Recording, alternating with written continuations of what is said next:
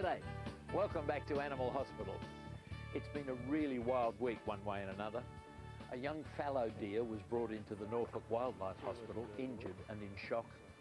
Animal collection officers had a lesson in dealing with some of the more fearsome animals they might come across. And vet Sarah Thomas had something in her clinic a bit different from the usual cats and dogs. We've also got some news about Swifty the donkey. You might remember last week we told you he'd been living happily on an island in Middlesex for over 20 years.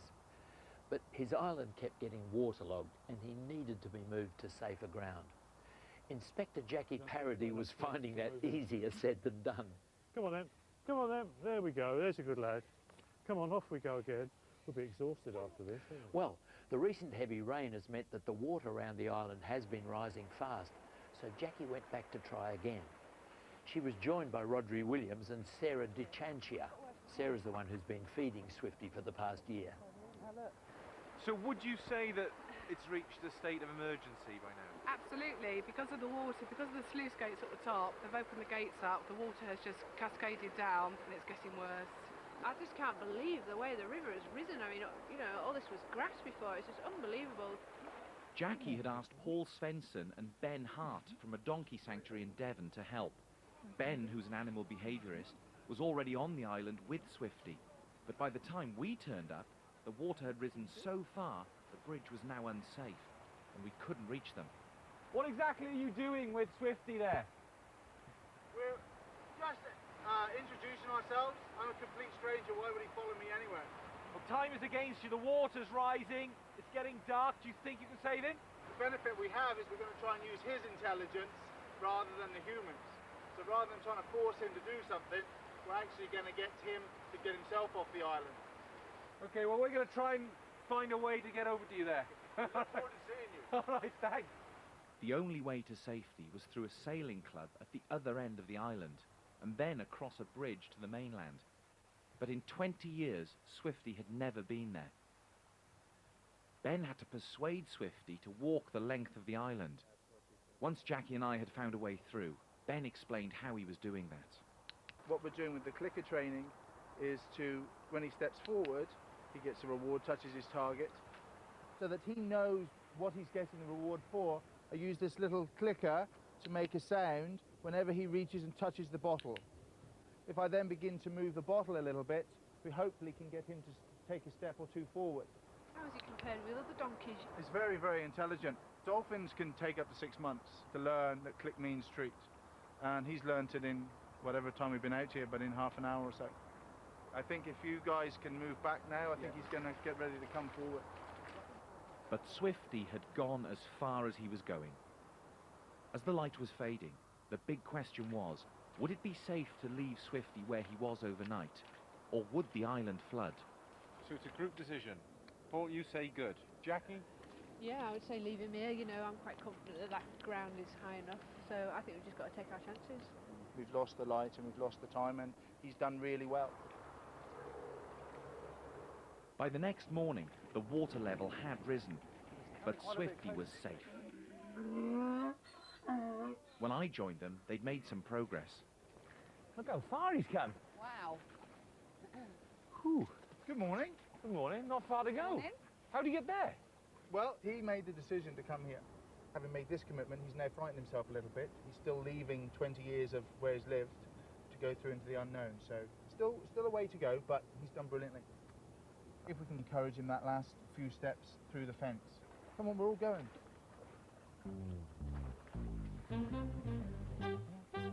For Swifty, the gap in the fence was a whole new problem. For the next 4 hours, Ben tried everything, from the clicker training to putting down boards for Swifty to walk over. Even fresh hay couldn't persuade Swifty to leave his home. Why do they call him Swifty anyway? The water was still rising, so Ben couldn't give up. He's got no idea of the danger he's in. He doesn't have a concept that in an hour or so maybe the island and home won't be there. The difficult decision for him is to go somewhere he's never been before, through the gap in the fence and into the boatyard. That's always been something that's been beyond his world. Come on, we can do this gap thing. Finally, after 8 hours of patient coaxing, Swifty did it. Baby! Oh. I've worked so hard for this and he just walked through. Just walked through. What a big world, eh? Didn't you do well? Didn't you do well? From there, it was easy to get Swifty into a horse box and drive him across the bridge. He's now safely settled in a nearby field on the mainland where he's even got a warm, dry stable. We had a stubborn cat in vet Liz Forbes' clinic this week. David Lloyd was really worried when he found that his cat Yin Yang had a lump. But in the clinic, Yin Yang wasn't keen to be examined. She was fine Sunday morning, Can you come out, and this is sweetie? not her character at all. Normally Right. she's ever so friendly. She's become quite grouchy, has she? Yeah. There's a good girl. Hey. It's been a quite past couple of worrying nights, so I've been going in to check on her because she won't sleep anywhere near me. She'll keep going back to the bathroom. It's a bit cold and damp in there, so normally she'll snuggle up to my shoulder. Or... What are you feeling?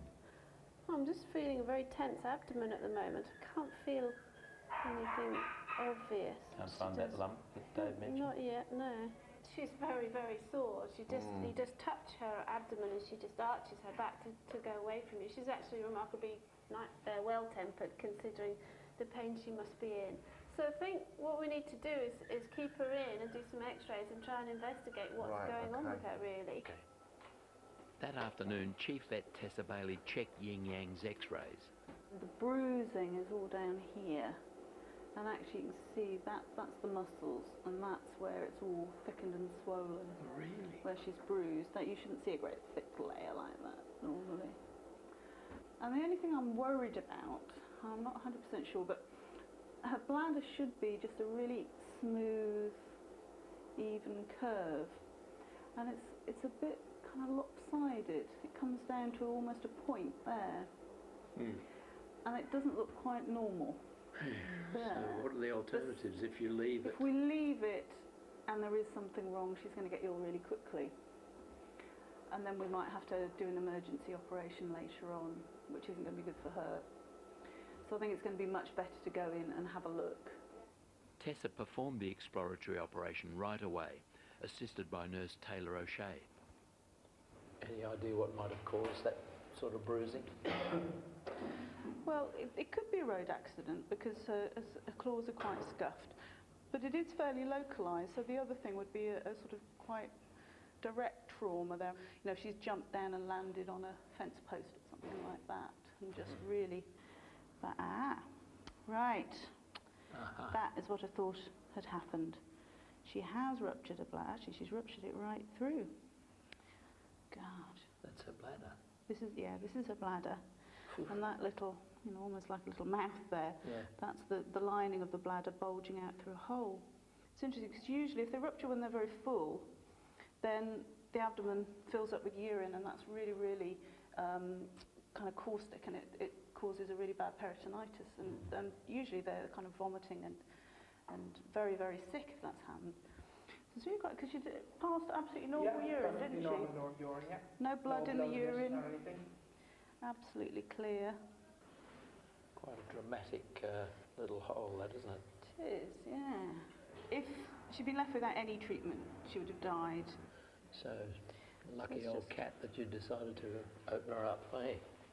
Yeah, good call, I think you could say. Yin Yang recovered quickly and went home the next day, and her owner, Dave, tells me she's back to her old self. Now, as you know, in this series, we've been paying regular visits to the RSPCA's hospital in Norfolk, where they specialise in treating wildlife. Deer are particularly difficult to treat because they're just so nervous and panicky around humans. So when Inspector Kate Smith arrived at the hospital with a fallow deer which was surprisingly quiet, Chief Vet Ian Robinson knew there was something very wrong. And you say she was found a long way from the road? Yeah, 3/4 of a mile away from the nearest road, by a fence. Right. And there seems to be a puncture wound on the inside of one of her back legs. She's remarkably calm. She's probably remarkably shocked if she was better in herself, she would be objecting a lot more. Got it? Yeah. Right, straight towards you a little. Just drop her down onto the floor, and we'll do it on the floor here. Can we just lift her right out of this a second? You say there was a fence close. Yeah, she was laid next to a fence. Next to a fence. I wonder whether she's come a cropper leaping over the fence. She's obviously quite small and would maybe clear the fence as clearly as the others, and has done some damage there. There's no obvious fracture there. Well. The deer was so weak with shock it urgently needed fluids and painkillers. That's hopefully going to be all that we require to do overnight, and we can just keep her under observation and wait and see how she responds to that. A few days later, the deer had got over the initial shock and seemed to be making progress, but she was still very ill. Come on, stand up.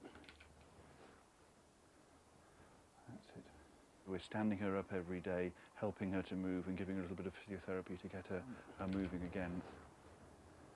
Deer are ruminants, and they have a big body compared to the size of their legs, and so they're not designed to lie down for any length of time.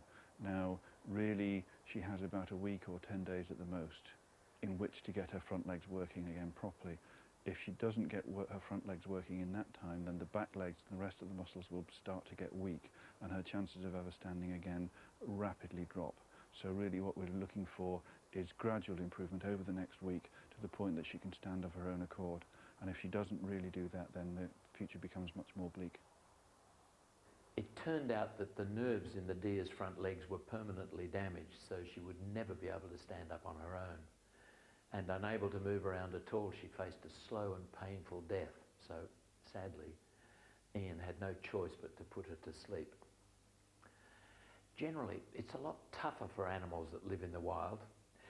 If they're going to survive, they have to be able to fend for themselves, and the best we can do is to try to help when we find one in trouble. John Duparc intervened when he came across a hedgehog in a potentially bad situation, as he told vet Sarah Thomas in her clinic this week.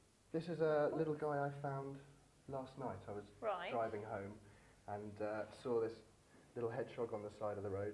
Yeah. And he was being played with by a fox. Oh, right. So I stopped the car and the fox scarpered. Right, well, it's good he's able to curl up. He's feeling well enough to do that. The only other thing, obviously, is whether he's got all his limbs. Let's just put him down a second, see whether he's going to uncurl for us. Ouch, ouch, ouch. That's why I didn't pick him up.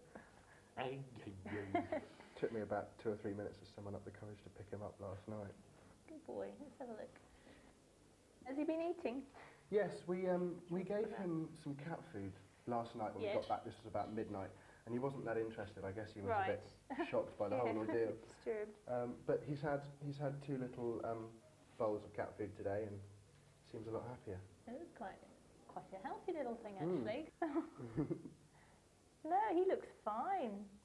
There's certainly nothing wrong with any of those limbs. He looks like he's got away with it. I don't think the fox has done him any damage. I've heard an old tale that they have to be a certain weight, or else they find it hard surviving the winter. He ought to be at least about 600 grams before he's released in winter, so we could just weigh him now and just check that he is that weight. It's a lovely thing, isn't it? I've never He's seen so one so tame. friendly. He's got no ticks on him, has he? He's a very healthy looking little beast. He's actually 400 grams, so he's quite small, really. He almost looks like a tame hedgehog, doesn't he? Yeah. What is John's next move? What should he do? Well, have you got a shed or anything like that? Yes, we have a potting shed. Might be worth keeping him in there for a time being. I mean, even if you've got some scales at home and just see, whether he puts a bit of weight on. Yeah. He's the most healthy looking hedgehog I think I've ever seen. Yeah. Absolutely lovely. And what a nice man John was. It's a sad fact that many animals, wild and domestic, are injured in accidents on roads, and at this time of the year it's particularly bad. Getting darker earlier, and the weather can make the roads more hazardous. So when a cat was brought into vet Viv Robertson's clinic by Animal Collection Officer Zenon Brown, he thought it might have been hit by a car. All right, Puss. The reason why I think it's a possible road traffic accident is because the eyes are flickering backwards and forwards, or side to side, and also when he's on the floor, he just wants to crawl up into a corner. Right. Very matted, isn't he? Yeah. His body condition's not too bad actually. He's carrying enough weight there. Let's have a look at your face then. What are you looking for? I'm just having a look to see this flicker in the eyes that you were talking about. He certainly has got that. What causes that then? Any sort of trauma to the head can cause this flickering to start up. It can also be caused by other problems with the nerve supply. Just going to check if he's actually can see or not. That's a good boy. I think he is deaf as well. Okay. How did you work out that he's deaf? It's not responding? Well, yeah, it wasn't responding to... There was a dog barking in the flat that I picked it up from as well. And so it wasn't responding to that, so I started clicking behind its ears. No reaction? No reaction, no. Not seeming to see that, is he? No. It's quite loud. Okay. Right. Just another check on his vision here. If he can see the table, then he will reach out with his paws as he approaches it. No, he's not. Not seeing it at all, is he? No, he's not looking up to the table. It looks as though he's doing that because he's blind. Okay. At the moment, I'm not convinced that it is trauma that's caused this. Sure. It could well be, Right. but I've just got a suspicion that there's been possibly something going on for a little bit longer than that. Long term, yeah. Just the fact that he's looking a little bit unkempt as well. He's got these mats in his fur. So basically what I'm going to do with him now is to have a look at his eyes in the dark, just right into the retinas to see if that will give us any more clues as to what could be causing this. In the room next door, Viv was able to take a closer look. Okay, that's just giving us an image of his retina upside down. All right, Pep. Any the wiser on it? At this stage, we can definitely say that the blindness is not caused by any sort of trauma. Looking into the back of his eyes, the blood vessels and the retina in the back of the eye have wasted away. What would cause that? It tends to be an inherited condition. It's quite common in certain breeds of dog as they get older, and we can see it in cats as well. So there's not much chance of him leading a normal life then? No, he's It definitely... won't get better? He's not going to be able to see again, that's for sure. Dear, oh dear. I'm not sure at this stage why his eyes are flickering like that. What will happen with him now? He's basically going to go and be settled into one of the kennels, where we'll keep him for a week and we'll just offer him some food and water, see how he gets on. Poor old thing. That was over a week ago and he's still here in the hospital. How is he, Tessa? Well, he's doing fine in himself. Because of his blindness, he's really nervous. So we're having to give him lots of gentle handling to try and get him used to people. The eye's still flickering? Yeah, he'll always have that. What causes that? Well, it's caused the nystagmus of blindness, which is just when they can't see at all, then there's no sort of, the eyes don't tell the brain where to focus, so they just keep kind of flickering. And what about his hearing? I think he can hear, and he does seem to, he'll actually turn to face you. If you walk past his cage, he almost looks as if he's looking, but he can't actually see. Yeah. So are you looking for a new owner then? Well, he's been in for over a week, so now that we're happy that he's well enough, we'll start looking. But it's quite difficult. I mean, we've got so many healthy cats looking for homes that trying to find a really special home for a blind cat is going to be even more difficult. What should people bear in mind if they did want to rehome this cat? Well, he needs to be indoors all the time, and he's going to find his way around more by hearing and smell and remembering where everything is in the room. So he needs a fairly quiet household where things aren't going to keep moving around. Yeah. But he's quite a little character, so I hope he'll find somebody who'll love him. Well, thanks very much, Tessa. Thank you. Don't forget, if you want details about rehoming any animals, they're all on CFAX page 626. Please don't call the hospital. You may stop an emergency call getting through. When I watch the staff dealing with animals, it seems to come so naturally to them, but they've all had to learn somewhere. Last week, 10 new animal collection officers, known as ACOs, spent a day learning the best way to catch and to handle unusual animals. Right, then. The course was held at Eagle Heights, a rehoming centre for exotic creatures, and the day began with some advice on birds of prey from expert Roger Wilkes. Most of you probably know, but for those that don't, all birds of prey are killers. When you guys are collecting them, and some of you have, I believe, you may have noticed they're perfectly happy to attack you. The most dangerous parts of a bird of prey are the talons. So the ACOs learned that the first thing to do is secure the feet. Trainee Alan Lorne had a go at catching a Harris hawk. Ah, look, he's evading you, isn't he? All right. What that all is a lack of commitment. And he knows, he's a clever little fellow, he knows that he can wriggle out of this, because what he didn't do is go in positive. Katie Wickens, another trainee, had a more direct approach. Go on and go. That's it, right. Well, where's the best place to hang on. hold Right, the that's snake? okay. Yeah?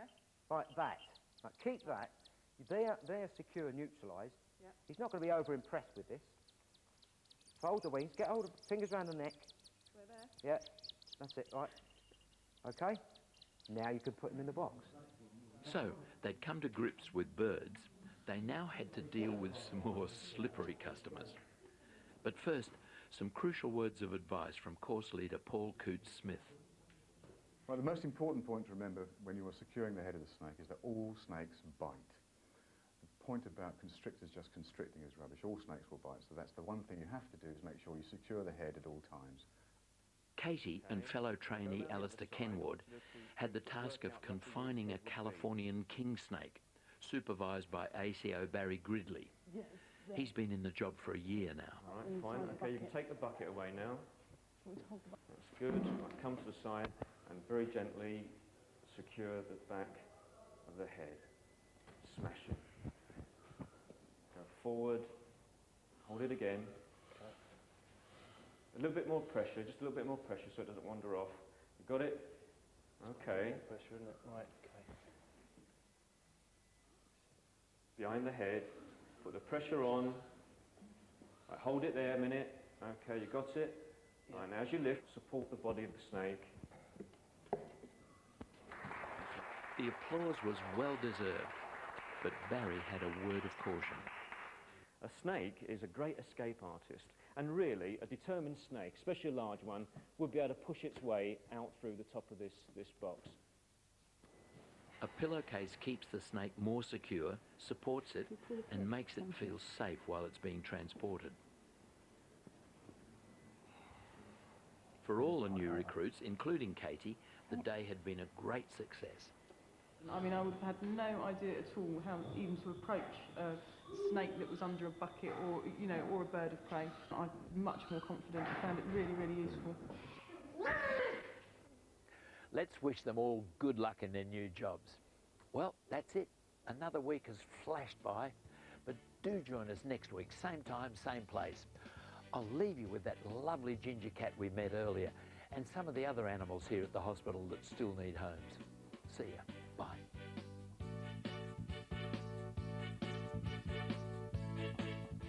Banking on a possible £20,000 in prize money. It's another round of Weakest Link Champions League, next on BBC One.